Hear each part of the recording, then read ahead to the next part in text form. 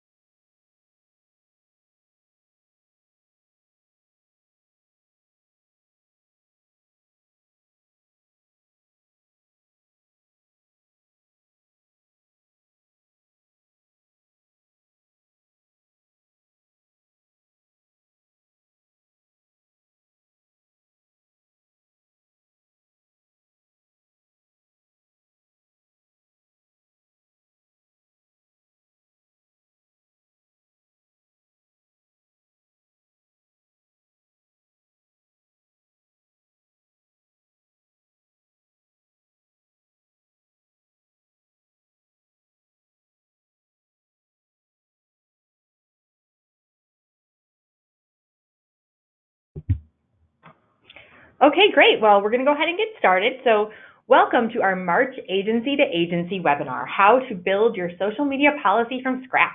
This is featuring Emily Garner, the Public Information Specialist from Greenville Utilities Commission in North Carolina. So a little background on the series for those of you who are joining us for the first time. Our Agency to Agency webinar series is on social media and government communication related topics, and we do this monthly. And each one is presented by a different speaker from agencies around the country. So far this year, we've had some great speakers, which you can see from the topics and speakers on the screen there. We've had everything from talks about how agencies can get started with paid social media advertising, to how to handle public officials' social media use. And we really try and find new and engaging speakers every month, so we always have something new for you. So if you have somebody that you want to nominate to be a speaker in our series, feel free to email me. We're always interested in recommendations. If you saw a great conference speaker or just somebody you know from regular life, feel free to let me know. Okay, so just a quick housekeeping slide. I know most of you all know this, but you are all on mute. And feel free to use the question function to submit questions. So where that is, if you don't know, you have a control panel for GoToWebinar on the right, and you'll see a panel for questions. So you can just type your questions in there, select them to either go to the group or just to the speakers. If you have a question during the presentation, go ahead and type it in there, and we're going to be taking all questions at the end, but we want to kind of get a log throughout. So go ahead and ask your questions. And then lastly, the webinar is being recorded, and you will receive a copy via email after the webinar. Okay, great. And so today's agenda, we've got Emily Garner, the Public Information Specialist from Greenville Utilities Commission. She'll be talking for about the first half hour about how she built her social media policy from scratch. And it's a really interesting story. We first met Emily when she was a customer here, and I've been working with her over the last few months and just been so impressed by the depth of the policy and how thorough she and her team were, and how she just really led the charge to make sure they had the right policy for their agency. So I'm really excited to have her bring her story to you. And then after that, I'm going to do a brief bit on the latest news and tips to cover your agency. And then we'll have a live Q&A with Emily. Okay, great. So we've already talked a little bit about Emily. She is 19 years of experience in public relations, has been with Greenville Utilities since 2011, manages all the social media, internal and external, and has a BS in marketing from UNC Wilmington. And that picture right there, she is going to explain on when we get to her presentation. So with that, Emily, I'm going to turn it over to you, and we can go ahead and get started. Thank you, Stephanie. Can you hear me okay? Yes, I can hear you perfectly. Okay, wonderful. Good afternoon, everyone. I'm really excited to be here. I think it's afternoon for everybody across the country. So right off the bat, I have a huge favor to ask. So that selfie that you saw just a minute ago, if y'all can please take, if you're willing and able, take a picture, a selfie of yourself if you're doing this alone, or if you've got a group from your office doing this, a group selfie would be amazing as well. So a few years ago, just the short version of this, a few years ago, I started doing selfies at the beginning of my presentations. It started out as a prank on my boss. I was asked, this picture was the first one, and I was asked to liven up this crowd right here. I was the last speaker of a long day of seminars, so they asked me to liven them up a little bit, and I asked them to act goofy. I said, look, we're going to do a prank. I need your help. I need you to act really goofy in my selfie that I'm going to take. And, well, it backfired. My boss actually ended up loving this picture. I had to talk him out of putting it in the employee newsletter.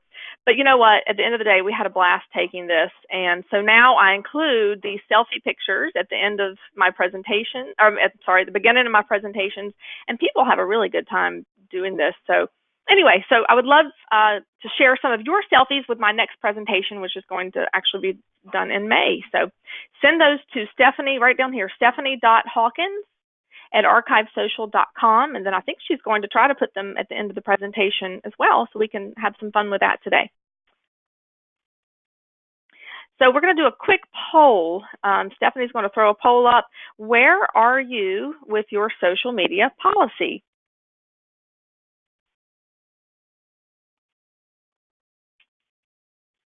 Stephanie? Is that poll up there yet? I'm just going to let it run for a few more seconds. It is up, and we've got filling it in. And I think we can close it and see the results.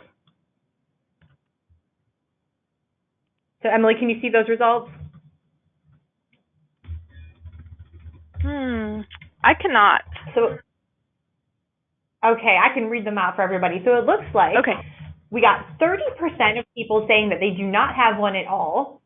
The largest group, 57%, said they have one, but they want to make changes to it. So both of those, that's great, because that's exactly what we're going to talk about today. So 87% of people. And then 11% have a strong policy in place. Great to hear. If you have anything that you want to, contribute, feel free to put those in the comments. And then 2% said other. So if you said other, I'm sure Emily and I would both be interested in hearing what exact challenges you're having. Feel free to put your specific comments in the chat window. And I will close this and get back to your presentation, Emily. Thank you, Stephanie. And I believe, and just real quick, there's a box on the right here that says type your message here. That's where you can chat us up to answer some of these questions as well. So our objectives for today, why is it important to have a clearly written social media policy? So we'll go over that. Then we'll go over the importance of having a team versus trying to go at it alone. I could not have come up with our policy on my own. And by the way, disclaimer, I am not a lawyer. I am not an HR expert. I am a communicator. So I needed a team of those experts to help me out. And then I will take you through my own journey in an effort to help you streamline your efforts in developing a policy, or in some of your cases, revamping or changing what you already have.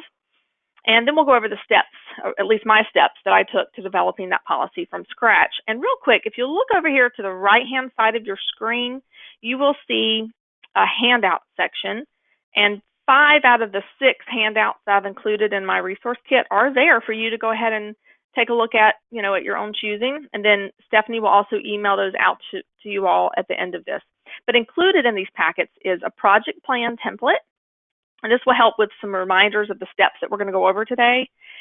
Our social media policy for Greenville Utilities, our employee guidelines document, our 2014 newsletter article and general manager message that we use to announce the new policy, and our Facebook visitor policy and privacy policy. Okay, so why a social media policy? We each have our own why, and mine, quite simply, was because I wanted to grow our social media presence. But at the time, leadership was against that. And I don't think I mentioned this yet, but we developed this, we started this process about 7 years ago now, launched it 6 years ago. So at the time, leadership was against us even growing social media.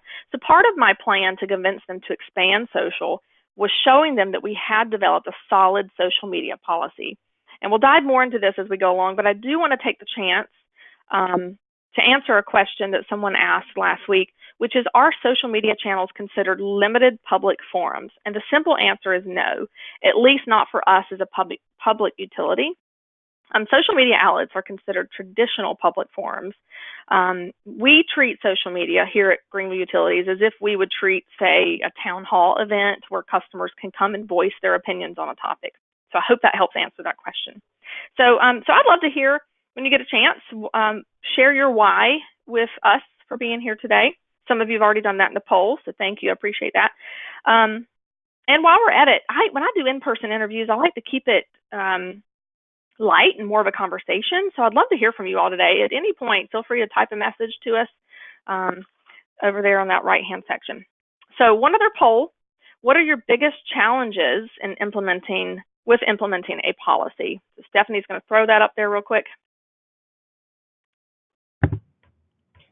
All right, it is up there, and people are starting to answer. So the options are: not sure how to get started drafting a policy, need examples of other policies, need help getting buy-in from leadership, not sure how to enforce the policy, and don't know if policy is comprehensive enough.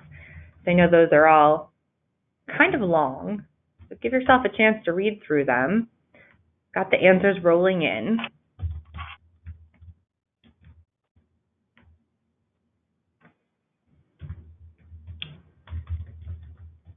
Okay. And I'm going to share those results. So really a good mix there. We've got the highest number, 40%, want to see examples of other policies that work, which is great because, Emily, I know you're going to talk about that today. We've got 13% not sure how to get started, which is also something Emily's going to talk about, kind of her why for getting started and how she actually got started. Need help getting buy-in from other leadership. 9% of you said getting buy-in is a challenge. And then 19% said not sure how to enforce the policy, which is something I know we hear all the time. You know, we have a policy, but does it have enough teeth? So I know, Emily, you'll speak to that. And then lastly, 19% said don't know if their policy is comprehensive enough, which is also, I think, a really tough thing for agencies to know. So really across the board, it looks like all of those challenges you know, are things that you're seeing, and I'm seeing a comment here come up that said would have liked to select more than one. So all good feedback.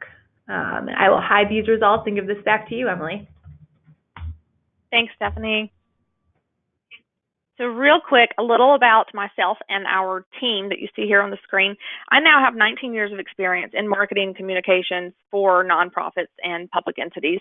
Our team of 5 here manages communications for 4 different utilities: electric, water, and natural gas. Electric, water, wastewater, and natural gas. So when I came on board in 2011, we had only one social media site, that was Twitter, and it was barely hanging on. So I asked to take that over and then quickly began begging for permission to expand our social presence, as I mentioned before. And part of that plan for expanding social included developing a social media policy, which I naively thought would be the easiest part. And I'm curious to know if any of you dove into that thinking the same thing. And in fact, some of the questions submitted to me last week asked, how did I get buy-in from leadership on A, approving social media as a communication tool, and B, enforcing our social media policy? So to answer the first question, it took me over a year of documenting other utility and municipal social sites and educating our management team on this. And once they saw that we had a plan in place and that I had actively been following a lot of sites, taking notes, they were confident that we knew what we were doing. And I'll answer the second part of this question about enforcing it a little further in the presentation. So fast forward to now, we have grown our social media presence to consist of Twitter, Facebook, Instagram, and LinkedIn. And I'm proud to say that we have won several awards, state and nationwide, in social media. And one of them are these right here. You're seeing Aaron and Karen hold in the picture there. Stephanie wanted me to share this with you real quick. Just a few months ago, we received an award from the American Public Power Association for this campaign on social media. And honestly, we created this campaign in an effort to build our Instagram presence. We were struggling a little bit with how to dive into Instagram. And so we borrowed this idea from Disney. Each month in our employee newsletter, we include thank you notes that have come in that month from our customers. So we decided to start printing those notes out. You can see those here in the pictures, and taking them to those employees out in the field and taking a picture of them. and simply putting that with their permission on our, mostly we do this on Facebook and Instagram. And it's been a big hit with our customers and our employees, and really helped us get that needed boost on Instagram and get some engagement from our employees as well. So how did we get to this point? So we couldn't have had this free creative reign that we have now without a clear social media policy, which in all honesty allowed leadership to feel comfortable with us growing our social presence. So before we keep going, I do want to hear on your own time here, I want to hear about you all. So where are you located? What types of industries are represented here today? And this will help me as we go along too, I think. Okay. So the importance of a clear social media policy. If I could only pick one good reason, this would be it right here. Consistent messaging to our customers. This tells a big tale. This is Facebook direct messaging only. This doesn't include Twitter, which we do a lot of customer related things on Twitter as well, customer relations stuff. Look at this, guys. From just in the last year, our overall minutes that we are helping customers on Facebook direct messaging only, look how much that has jumped. And then look at this, the blue line, or after hours questions that we help customers with on occasion. So that's a big jump there, and it's only going to continue growing. So a policy alone cannot create consistent messaging, but for us anyway, it sure as heck laid that foundation for that. Again, big reason to have a clear policy here. In 2011, it was myself and Twitter, and now we've expanded social, and we've expanded the number of people who are helping me with our sites. And these are just the main, my main key players. Then we have others here on Facebook alone. I've got 7 people helping me out. So again, I needed to make sure we were all on the same page. Now, again, if you go back to 2011, it was just me, but we had that goal of growing social, and we knew we would, or hoped we would be to this point, and that we needed to have that clear policy for everyone to be on the same page. This might look familiar to some of you who might be from school systems. This is our local Pitt County schools. These are all the schools here in Pitt County who are on Facebook and Twitter. And this is just Facebook and Twitter. We have a lot of them on Instagram as well. So this is where a good clear policy is good for school systems in particular, to make sure everyone is on the same page. So developing a policy team. And it's really important to identify in your agency, if you want to have a team, which I highly recommend, who can help you develop that policy. Your team might look different from my team. Example, any of you school systems, you may want 1 or 2 principals or assistant principals on your team, an HR rep, an IT rep. A city PIO may want to have a utility rep, a law enforcement rep, a Parks and Rec representative. We're all different, right? We're all coming from different places. My role in all of this was to lead our team, to keep us on track, to do initial research and any follow-up research, and to get in touch with outside help as we went along. So again, if you're starting from, if you're an IT director like Sandy here, then you may want different folks on your team. So bottom line is, who has that expert knowledge that you need to help you with your team? Okay, so first steps for us. Months before we even met as a team, I began asking other utilities and cities around the country for their policies. And quite frankly, I did not receive many because others were in the same boat as me. Remember, this was 7 years ago, and it was new territory. So the few policies that I did receive came with the disclaimer of, hey, Emily, we don't like ours, and we need to revamp it. So please, when you're done, share with us. So that was my first clue, right? My first red flag of, oh my goodness, I expected to get all these social media policies that were going to be great, and I was going to be able to just tweak it and not reinvent the wheel, and that just was not the case. So after I gathered a few policies, we gathered as a team for the first time, and we took a look at these policies together. And I haven't pointed this out yet. On our team, let me go back real quick.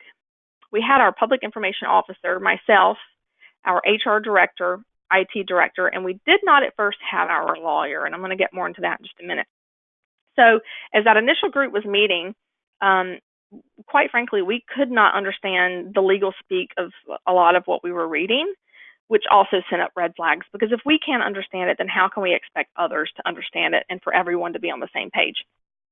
So then we decided to set some goals, and I'm going to get back to that in a minute because we adjusted our goals in the middle of researching. And then what is in our existing policy? Our IT and HR directors went back and revisited their respective policies, and both of them noticed, IT director noticed, for example, that a lot of what we were seeing in some of these other social media policies mirrored what was already in our computer security and acceptable use policy, as one example. Our HR director noticed the same things with some of our HR-related policies, for example, our uniform and vehicle policies, our conditions of indebtedness policy, etc. So we didn't see a need for redundancy on some of these topics. So that's when we hit the pause button. Once we realized this was a bigger undertaking than what we had assumed, we hit pause and decided to start with a blank slate. So this is when, so originally, as I mentioned, we didn't have the lawyer on our team. We had planned to include him near the end, you know, like hand him a little package with a pretty bow on it and ask him how it looks. That was our plan. So after hitting pause, we asked the lawyer for more guidance and Phil, and he pointed us to a professor with the UNC School of Government. His name's George. He's retired now. He was a huge help. George and his staff, they were much more familiar with social media policies than we were.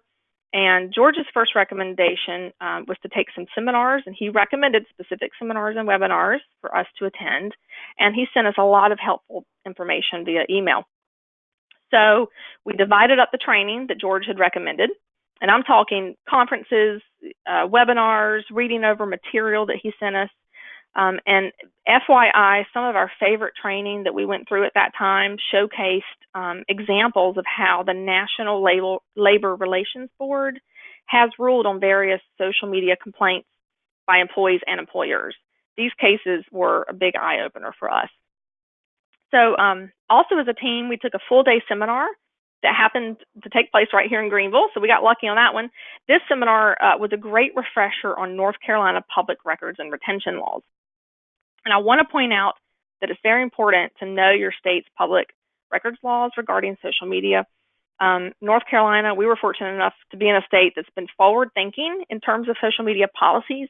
In fact, they were the first state government in the country to provide the public with free access to an open archive of their social media content.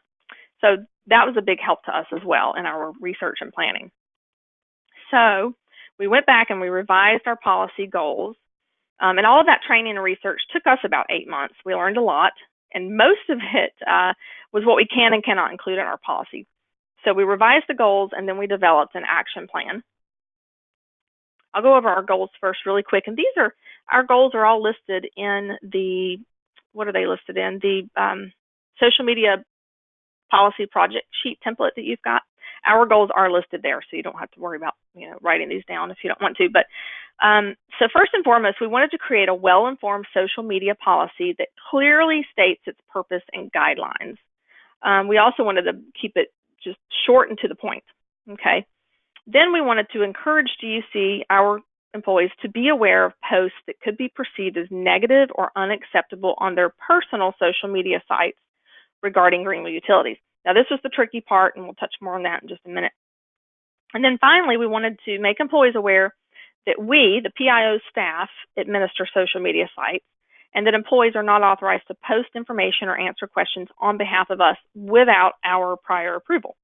We also wanted to make them aware that departments must come through us if they want their own departmental sites.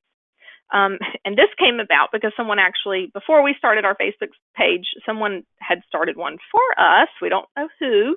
And so we had to take that down, and it was quite a hassle. And I'd love to hear from you guys if any of you have had a similar situation of taking down a ghost site, because, boy, that wasn't easy.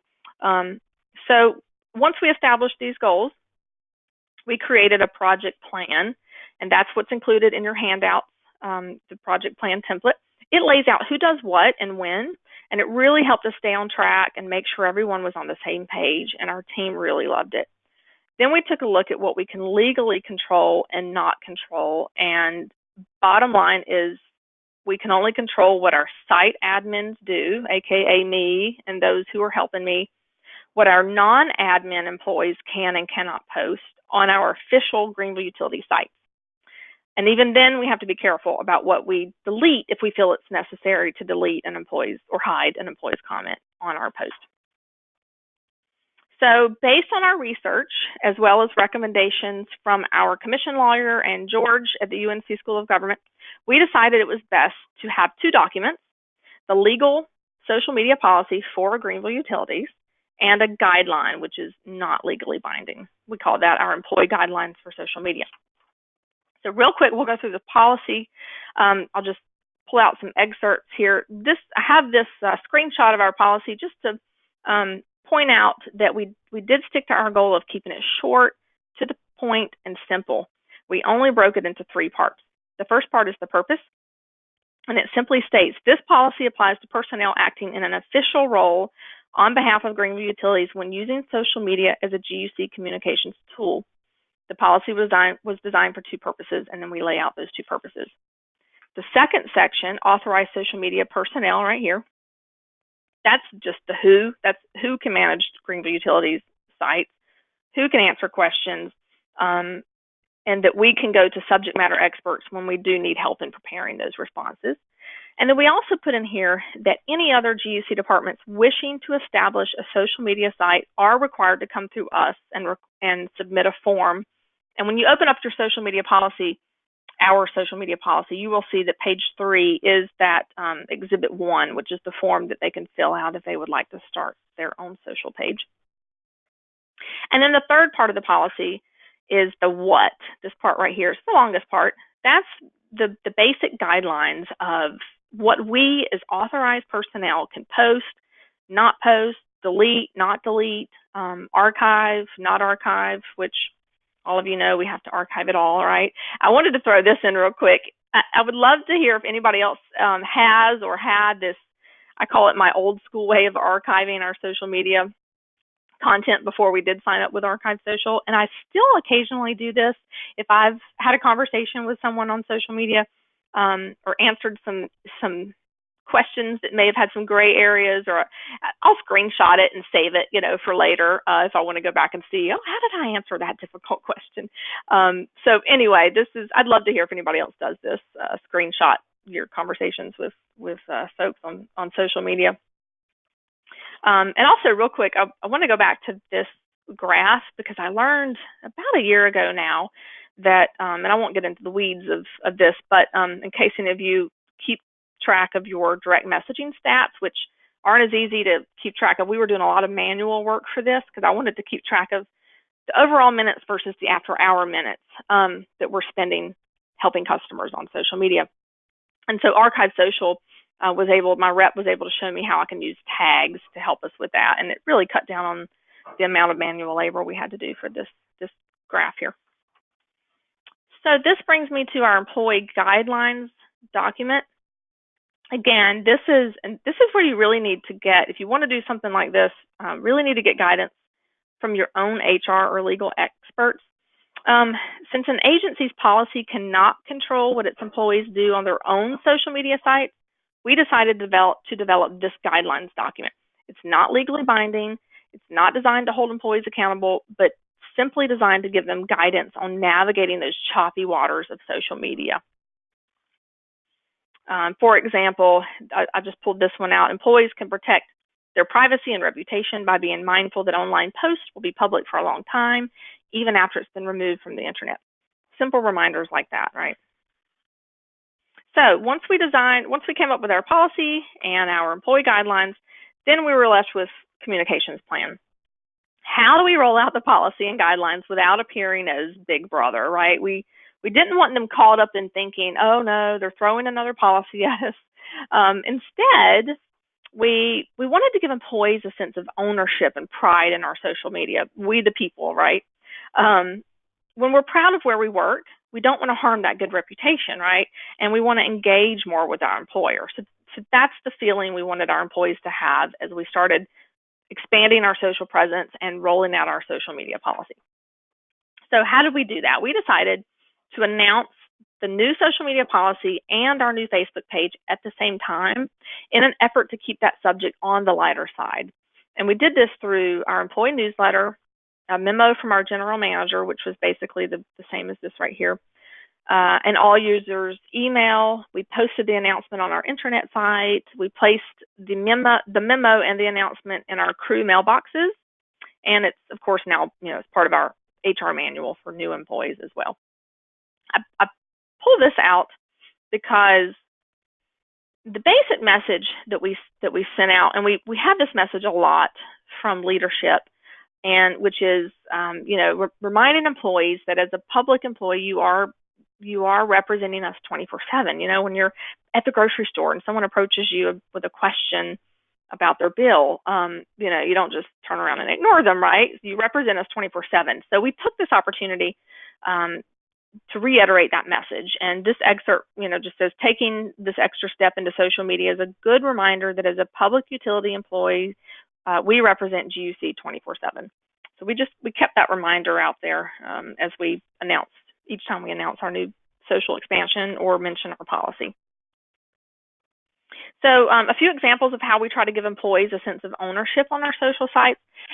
This right here is a screenshot of a section we include in our monthly employee newsletter. It's simply promoting that, hey, look, we've got these social sites, and we encourage you to follow those sites and keep up to date with what we're doing on there. We also engage with our employees a lot. We get out in the field a lot. We take pictures, we take videos. We ask them to send us pictures and video. When we engage with employees on social media, it enhances their sense of pride and ownership in our utility, just as it does, for example, when we ask them to participate in community events. And another great side effect that's come out of this strategy is that our employees feel more empowered to let us know when they are doing something that is social media or could be social media worthy. They've also felt more empowered to send us their photos in case we want to share them. So some key takeaways from this presentation today and our talk. Why is it important for your agency to have a clearly written social media policy? Establish that first, either on your own or with your team. My team came up with this reason together. Establish the types of expertise you need on your policy development team. I recommend you keep it as small as possible. And then the steps to developing a social policy. And again, everything in your handout, all these handouts should be some good reminders of what we've went over today. And then Stephanie will go over some questions in a little bit too.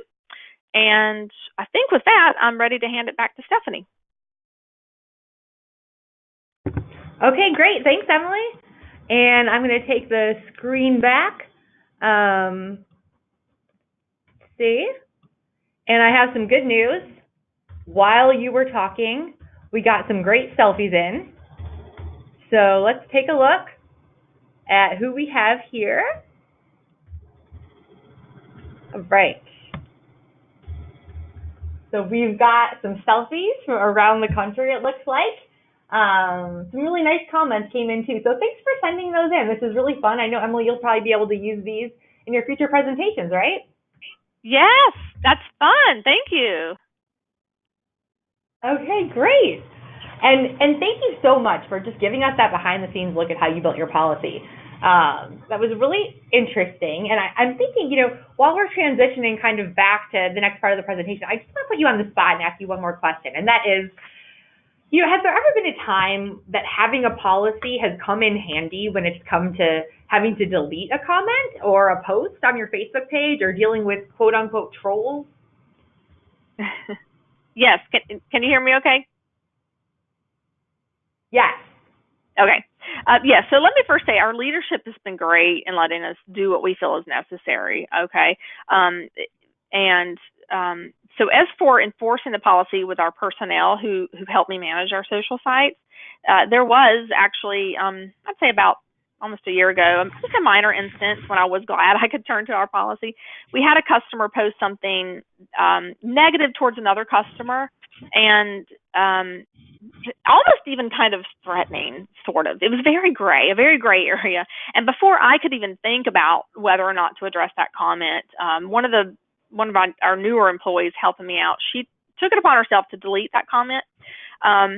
and again, she's fairly new, so I took that opportunity to go back over the policy with her, and we had a really great conversation about these gray area situations. And ultimately, we decided that, you know, if that had been me, I would have hidden or deleted it as well. So yes, we've had this come in handy a lot to do that, and I've even had to delete comments made just occasionally by our employees, and management is always 110% behind me each time. And I think this has to do with me being overly transparent with management whenever the least little thing comes up, right? So, yes.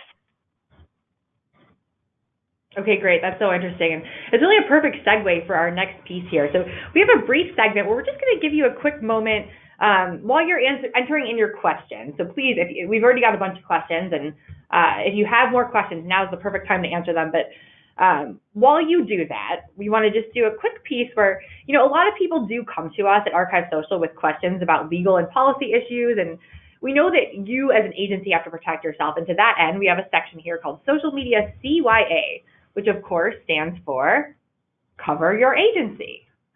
And, you know, we're really privileged to work with nearly 2,000 agencies at this point, and you know, in the middle of all the wonderful benefits on social media, you do need to think about covering your agency and how you can do that. So to that end, we just want to cover two quick stories out of the news, and then we'll go back to Emily.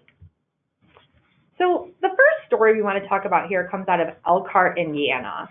And what happened there was a citizen posted a critical comment about a possible lack of accessible parking for people with disabilities. And, you know, the city deleted it, which often happens when there's a critical comment on social media. But what happened next was that the ACLU filed a lawsuit. And, you know, the lawsuit was eventually settled, and the city ended up paying a fine. And as part of what was really interesting here is they also agreed to clarify on their official policy that they would not block citizens or delete comments on the basis of viewpoint. And I think what's interesting in this situation is that it brings together the issues of both social media policy and deleted comments, and it really highlights the importance of record keeping. So in the future, if the city needs to defend its ability to delete a comment that they were rightfully able to delete according to their policy, you know, how would they be able to tell their side of the story and show that they actually followed their policy without a record? So just kind of, you know, some takeaways here that agencies are more and more frequently becoming involved in these types of social media controversies, and do need to be prepared to produce records to tell their sides of the story and show that they really followed their policies. So moving on, we have, this is a customer of ours, and it's the city of Margate, which is just north of Fort Lauderdale, actually just north of the airport. And they launched their Facebook page in 2015, and before they did, they actually went through a process similar to the one you, Emily, went through to create your policy. So the PIO there, her name is Allison, she did a webinar with us last year, and she explained that as the PIO, she knew that there were going to be certain trolls on their social media, and that she needed to build provisions into their policy to give her the power to remove comments. And to that end, they came up with a list of factors that would allow them to remove comments and post from their page. So, for example, one of the factors that they said in their policy that would allow them to remove comments was any post with a third-party link in it. So, you know, almost immediately, so this is their policy here. You can see the city of Margate, and it very clearly spells out the situations in which they will delete a comment. And almost immediately, they were faced with a situation in which they needed to enforce their policy. So they had a local blogger who had a website called the Margate News, which was kind of one of those, I know all of you have had these pop up in your area as one of those unofficial sites, not in any way affiliated with your government. And the blogger immediately tried to use the Margate's official Facebook site to post links to his site. And so you can see here, you know, in the screenshot, there's a link to the Margate News site. And Allison was easily able to just delete these, and because they had third-party links in them, and it was clearly stated in their policy and clearly violated their policy. And so anyway, what happened next was that the public records coordinator for the city received a public records request from this blogger for all comments that had been deleted from their Facebook page since its launch. And here's the great part. Because they have an archive, Allison was able to just log into their archive, search for all posts tagged deleted, and export all those posts that had been deleted and fulfill the request. So her story is really a great example that ties together policy enforcement, and archiving, because you need to be able to enforce your policy while also complying with your state's public records laws. And having an archive in this situation really, Allison told us it really empowered her to delete the posts that her policy deemed worthy of deleting, while also staying in compliance with the requirement to retain records. So, on the note of archiving, our goal here with these A2A webinars is to be very educational and not drive too much into our products. But for folks who do want to learn more, we want to share info about records requests, about state laws, and we just want to take that conversation offline so that we can move on with these questions. We know you've got a ton of great questions here. So to that end, I'm just going to put up a quick poll. If there is a way in which we can help you offline, feel free to just fill out this poll. It's completely optional. One of the ways we can help is we can tell you which agencies near you are archiving. We can tell you a little bit more about what your personal responsibilities are in your state according to records laws, and we can also get you some pricing information for Archive Social. So I'll leave that up for a second. And Emily, are you ready to answer questions rapid fire? Because we've got a whole bunch of them here. Yes, absolutely. Let's go. Okay. All right. Perfect. So question number one. Here's a good one. I know we talked about this in the past. It's, how do you handle your commissioners? Our commissioners. That's pretty easy. Our commissioners, we treat much like our employees. So when they come on board, we onboard them just like we onboard our new employees. Now they go through slightly different training because they are commissioners, but they get an employee or an HR manual just like our other employees. Social media policies included in that. And our management team, each director from each department comes through, gives a presentation, and that includes our department. And our social media policy is about that. But just like with our employees, we encourage our commissioners. In fact, we have one commissioner right now who's really big into social media, and she's just about every board meeting. She reminds our commissioners, "Hey, look, go follow Greenville Utilities on Twitter or Facebook or Instagram or all three." So we're really transparent with them about it and about what we are doing on social. And again, it helps them feel empowered, and we've had no issues with that at all. So that strategy has worked really well for us with commissioners. Perfect. And so these first few questions are questions that you audience members sent in beforehand. So we're going to get through those, and then we're going to get through the ones that got sent in during the presentation. So the second question is, Emily, does placing what your department's social media policy is in the information section of your page give you enough justification to hide, delete, or ban comments? If so, there is no room on Instagram or Twitter platforms to add this. How can I justify removing comments from those platforms? Yeah, and this is a good one. And I don't think I pointed out yet that we are in the process. I've brought my team back together because we have two new directors who were on the original team who developed this policy. And so we came back together a few weeks ago, and we're in the process of just taking another look at our policy and seeing if there's anything we need to tweak. And there are a few things we're going to tweak. Nothing big, nothing major. But anyway, and we talked about the second question here. But let me address the first one. Displacing what your department's social media policy, placing that on the page, Facebook, for example, give us enough justification to hide, delete, or ban. So yes, it does. We feel it does. But our policy also is, and we're really big on this, it's to try really, really, really, really hard not to delete or hide anything. And I could probably count on one hand how many times we've had to do that in 6 years. In fact, later on today, I'm going to go log into Archive Social, and I'm going to do a quick report on our deleteds and see what we come up with, because it won't be much. But we try really hard not to do that. I mean, they've got to be saying something really bad, like our customer was, borderline threatening another customer recently, and that was justification for us.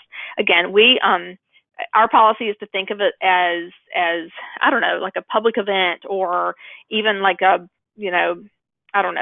break room water cooler, right? Like what are people allowed to say to us, right, at a public forum, for example, and what's justified in we wouldn't try to shush them up at a public forum, right, unless they start brandishing threats, right? So anyway, that's how we come at it.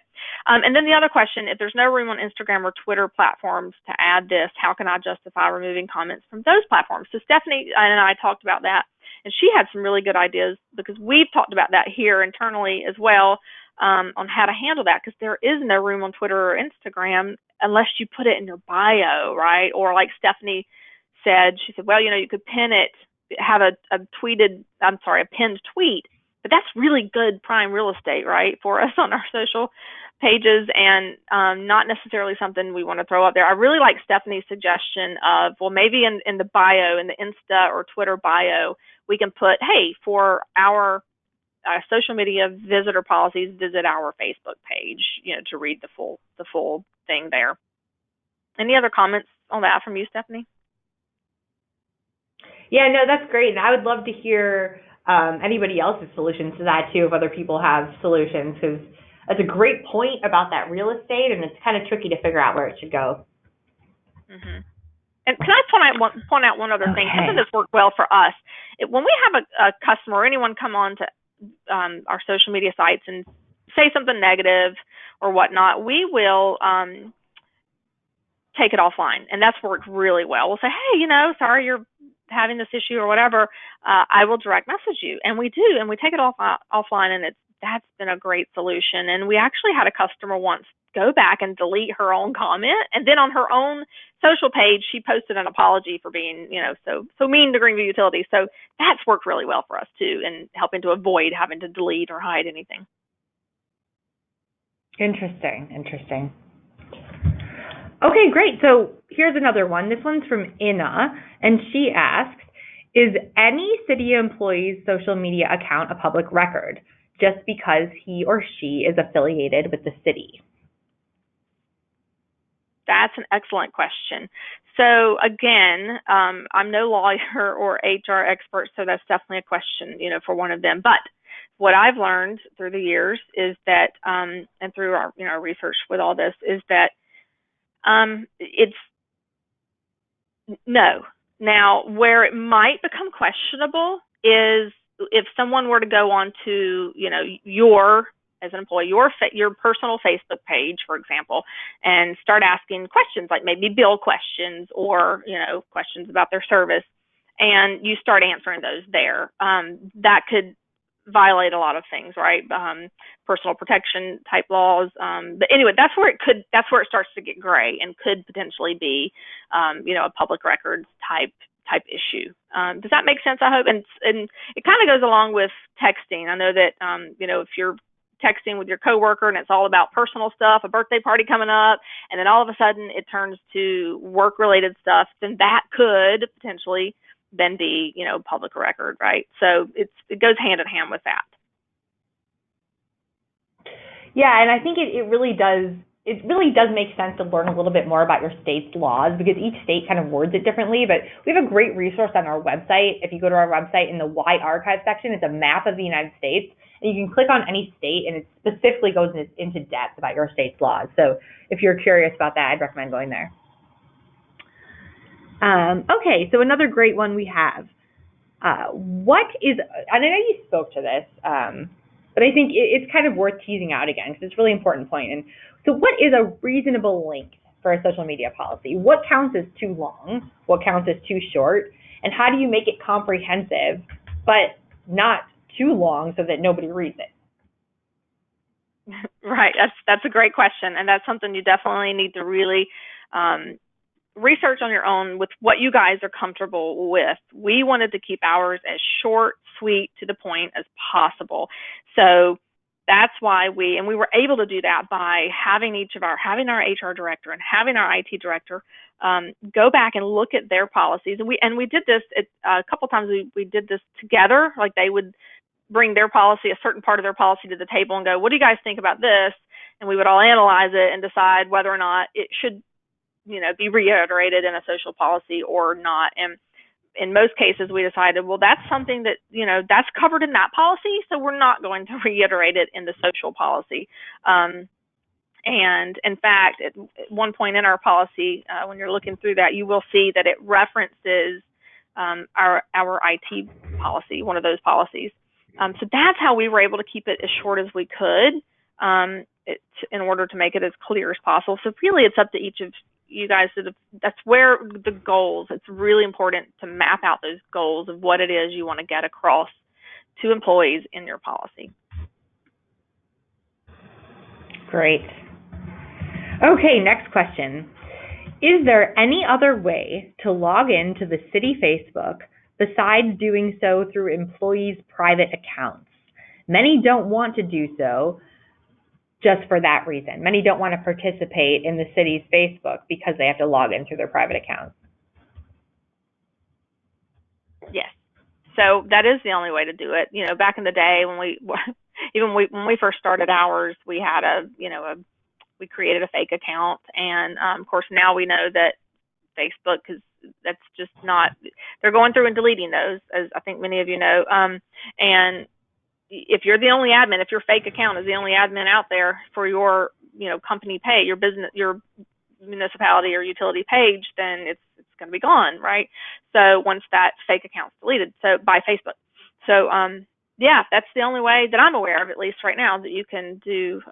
You can have these accounts, at least with Facebook, where you have to go in, and we make that clear whenever I do bring someone on board as an editor or an admin. I say, hey, look, are you comfortable with doing this, having to go through your page to get to our page? So, and they are. Everybody's fine with it. Okay, yeah, that's my understanding as well. It's just kind of a Facebook-specific policy. Okay, so this next one is a little bit kind of, specific. So I'm just going to read this out. And this questioner is referring specifically to a section, I think, of their policy and how to enforce it. And so she asks, how do you reinforce something like this? City of Annapolis employees should refrain from using social media while on work time or on equipment provided by the city, unless it is work-related. Do not use City of Annapolis email addresses to register on social networks, blogs, commercial websites, or other online tools. Is that something, Emily, that you have in your policy and that you struggle to enforce?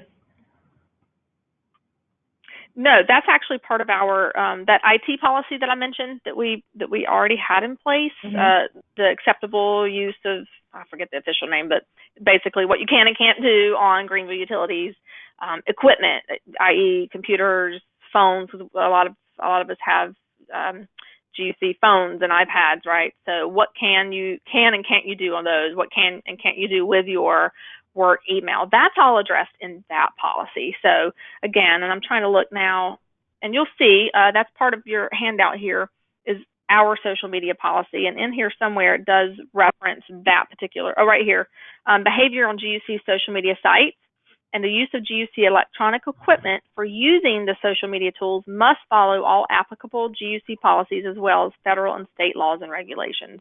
So that's where we reference that part, that IT policy. So I hope that answers that question. And we have the few times that they have had to address employees about this, it's simply letting the supervisor go talk to them about whatever the instance might be. And again, we just had this meeting a few weeks ago when we were talking about revising our policy, and the HR director, I did ask this question, like, what have we had to talk to employees? Have you guys had to talk to employees about some of this? And she said yes. And so far, it's been a simple, having the supervisor talk to them and reread that part of the policy to them, and that's worked out just fine. Okay, great. And I think that's a great segue into these next two questions we're getting, which I think, it's kind of a theme here where the questions are around enforcing a policy via just posting something, or does there need to be some personal element? And it seems like in every case it's kind of a combination of both. But this question asks, how do you manage enforcing your policy? Is it enough to just post your policy, or do you need to send a copy directly to anyone you accept as a friend? Or kind of how do you walk that line? Yeah, that's great. So, okay, so let me first address it with who helps us manage our social media sites. I sit down with those folks and talk to them about the policy one-on-one. And we've even, a couple of them, I've even taken them to our archive social account and showed them, so here's where we archive everything, all that fun stuff. So for those people, we sit down and we talk about it, and they all have copies of the policy. But now, as for other employees who are not admins of our sites, we have not had, luckily, knock on wood, we have not had to do that yet. Now, there were a couple. We have some employees who, what I say, they overengage, right? So they might, for example, we might post a video of one of our engineers for Engineer Week, and they hop on and say, "Oh, hey, John Doe," and they tag him, and then they tag John Doe's wife, and now we're getting into that gray area of, wait a minute, you're kind of, is this considered putting out personal information about John Doe, because now you've tagged him and you've tagged his wife. So how do you handle that? So I have just once had to call that employee and say, hey, just want to point out that this could be like a privacy kind of thing, issue, and have you talked to John Doe about this? Oh yeah, he was fine with it. I'm like, okay, that's good. Just want to. So for right now, anyway, we've been able to handle those iffy situations one-on-one, in just a kind of a light manner, which has worked out so far so good. So that's how I would recommend that. Okay, great. And I would think it would be based kind of on the size of your agency and the size of your department, and whether you're actually able to kind of reach out to people one-on-one. And I think that's the case where your policy really needs to have some teeth if you're a larger agency, because then things can get kind of out of control, and you can't be sort of handling those things one-on-one. Right, absolutely. And that's where we've got to be so transparent with management too, and go, hey, do you consider this an issue? If so, what do you want me to do about it? Or do you want to handle it? Or it's where you've got to be transparent with those above you, or those around you, to help with that guidance on how to handle each situation. And then the next time something like that happens, you know exactly what to do, and you can get right on it. Great. All right, I think we have time for one more question. So this is a good one. Do you have to notify the person posting that you are deleting their comment? That is a good question. And since it's and again, this is the only time we've had to delete has been on Facebook, and we have it in our policy, or in the visitor policy there for anyone to read, that, if you, break this rule, or this rule, if you're cussing or threatening, we will have to delete it.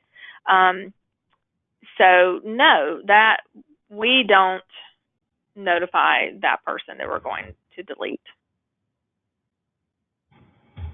But again, that's, great. I've gotten permission. I think that varies. It does, yeah. I've gotten permission to do that, from our lawyer in the UNC School of Government, but I think every state might be different in that, and you really need to get your own local advice on that.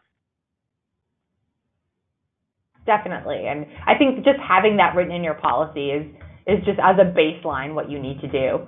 Absolutely. I know of some agencies that do notify, but again, that might be a scale issue. And we've talked about that. It's happened so little too that and each time we've just decided not to. Right. That makes sense. Well, great. Well, Emily, this has been fantastic. It's been so fun to work with you on this, and your presentation was amazing. I encourage everybody to go follow Emily on Twitter and check out the Greenville Utilities Commission social media site. She's doing some really creative things on there. And if you have any questions for her, I know she'd be happy to have you reach out. So thanks for joining us today, and we're going to have another one of these next month, so I hope you will come. And thanks, Emily. We really appreciate it. Thank you, Stephanie. This is fun. All right. Bye, everyone. Bye.